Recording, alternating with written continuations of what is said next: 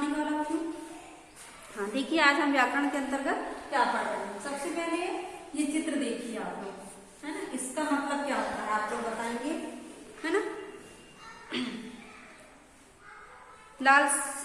लालसा आप बताइए क्या है ये, है ना, इस चिन्ह का नाम क्या है और इसका प्रयोग किस तरह किया जाता है ना। इस चिन्ह को क्या बोलते हैं?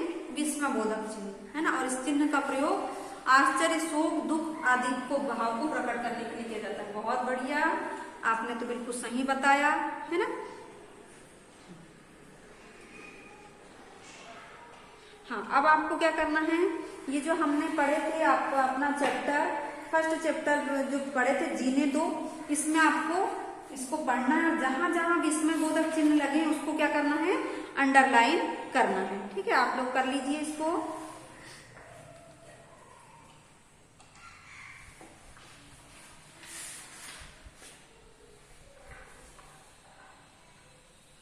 है ना, जैसे कि अब यहाँ पर हम 2-3 सेंटेंस आपको बता देते हैं जी।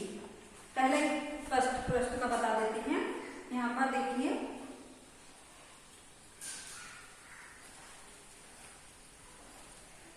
हाँ यहाँ पर उसने दहाड़ा, ये देखिए उसने दहाड़ा, तुम्हारी यह हिम्मत, हिम्मत के बाद क्या लगा है? विस्मयबोधक। चल भाग जा इस जंगल से, वरना तुम लोगों को क्या कर दूंगा, बोलता है मैं तुम लोगों की खैर में। उसी के बाद देखिए आगे, हुजूर, हम सब, हुजूर के बाद विस्मयबोधक चिन्ह, हम सब मांसाहारी जीव हैं, कहाँ जाएंगे? बड़े आश्चर्य से कहा है ना।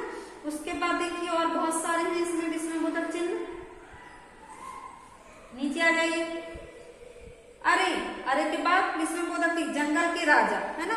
ये आप लोग समझ गए होंगे कि कहाँ पर जो दुख, शोक, आश्चर्य के भाव जहाँ प्रकट होते हैं उसमें उसे क्या कहते हैं? विस्मयबोधक चिन्ह कहा जाता है। हाँ, ये जितने भी विस्मयबोधक चिन्ह है उसको अंडरलाइन करना है और आपको पढ़ना है कि कहाँ कहाँ पर विस्मयबोधक चिन्ह लगाए जाते हैं। ये आपके लिए एक होमवर्क है। दूसरी बात, हाँ अब देखिए,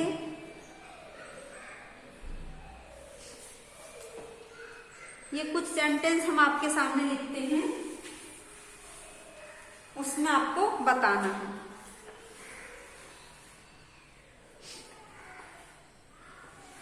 जैसे लिखा है फर्स्ट में, कीचड़ में पैर आने पर। पहले लिखे हमने कीचड़ में पैर आने पर। अब इसमें अपने को चिन्ह लगाना है और इससे सेंटेंस बनाना है। तो सबसे पहले सेंटेंस हमने बना के बताया आपको, ओ, इससे संबंधित क्या बनेगा? ओ सारे पैर गंदे हो गए, ओ सारे पैर गंदे हो गए। ठीक है, इस प्रकार का सेंटेंस आपको बनाना है। सेकंड में इस प्रकार से भी बना सकते हैं, उफ, विस्मयबोधक चिन्ह, पैर गंदे हो गए, पैर गंदे हो गए। ठीक है, या आप बना सकते हैं इस प्रकार के, है ना। अब देखिए, विस्मयबोधक चिन्ह किसे कहते हैं? अब पेज नंबर 5 आपको निकालना है। उसमें देखिए, वाक्य के जिस पद से बोलने वाले या लिखने वाले के मन के भाव, मतलब आश्चर्य, हर्ष, शोक आदि प्रकट हो, क्या कहलाते हैं? विस्मयबोधक चिन्ह कहलाते हैं। जैसे कि हाय, छी, अच्छा, अरे, आहा, है ना। ये आप समझ गए होंगे। यहाँ पर लिखा देखिए, दिए गए कहानी के वाक्य पढ़े, शेर ने दहाड़ा, नेवले तुम्हारी यह हिम्मत, नेवले के बाद विस्मयबोधक चिन्ह, मेरा क्या बकते हो? शेर ने पूछा, मेरा के बाद क्या है? विस्मयबोधक चिन्ह। ठीक है, अब देखिए,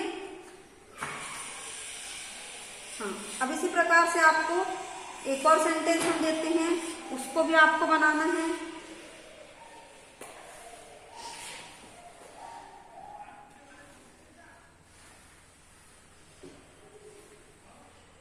स्वादिष्ट भोजन मिलने पर, ठीक है, इसको हम मिटा देते हैं।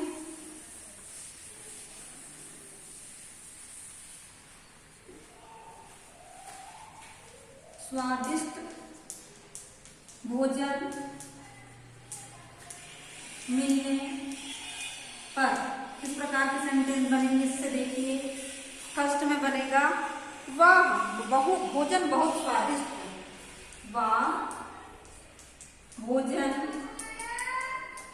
बहुत स्वादिष्ट है। ठीक है, उसके बाद आहा भोजन कितना स्वादिष्ट है। आहा भोजन कितना स्वादिष्ट है। इस प्रकार से अपने को सेंटेंस बनाना है। अब देखिए, आओ करें 5 हम कर लेते हैं, आपको समझ में आ गया होगा। दिए गए वाक्य में आया भाव पहचान कर लिखिए। ओह कितनी खूबसूरत चित्रकारी है। क्या आएगा लिया? आश्चर्य, है ना, खुशी का भाव। हाय निशांत को चोट लग गई। क्या आएगा? शोक, है ना। छी छी यहाँ कितनी गंदगी है, घृणा। अरे अकेले बाहर मत जाओ, चेतावनी या डर। वाह मेरा उपहार आ गया, आश्चर्य या खुशी। खबरदार वहां पानी भरा है, चेतावनी। ठीक है, जी हाँ मैंने काम कर लिया, खुशी या विश्वास। वाह हम जीत गए, खुशी का भाव। अब देखिए आकर 6 मिलाना है आपको। कितना कीचड़ है, छी। सब चले गए, अरे कितना बड़ा शहर है, वाह कितनी दुर्गंध आ रही है, छी। इसी प्रकार उन्नति करते रहो, शाबाश। यह चाय बहुत गर्म है, उफ यहाँ बैठने की जगह नहीं है, अरे, है ना। तो ये 5 और 6 आपको क्या करना है? भर के लाना है ना।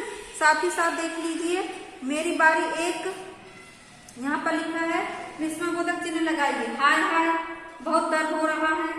हाय हाय के बाद यहाँ सेकंड वाले में आह के बाद, ए बच्चे के बाद, छी के बाद, हे राम के बाद, है ना।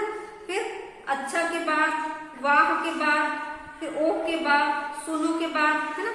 ये सब आपको वाक्यों में प्रयोग भी करना है। मेरी बारी, है ना, 1 और 2। ठीक है, आओ करें 5 और मेरी बारी 1 और 2 जो है आपको होमवर्क में करना है। और आज की कक्षा हम यही समाप्त करें। धन्यवाद बच्चों।